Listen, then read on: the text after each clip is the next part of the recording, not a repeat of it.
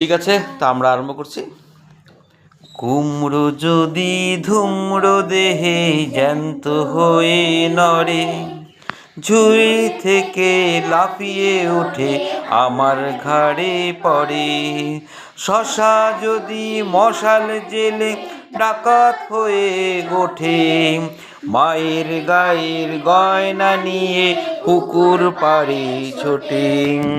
বেগুন যদি আগুন পোয়ায় উনুন ধারে বসে, তেল দিয়ে তার কালো দেহে মালিশ করে কষে। যদি ডঙ্কা বাজায় কর্তালটি পেটে, লেজ করে তার বোটাটিকে এগিয়ে আসে হেঁটে। খাটে শুয়ে আমি ভাবি এসব যদি হয়, এমন সময় টিক টিকিটা ঠিক ঠিক কয়। আচ্ছা, এটা আমরা যদি ভঙ্গিমা করে সেদিন করেছিলাম, পারবে তোমরা করতে? ঠিক আছে, তাহলে এখন তো তোমরা শুরু করো।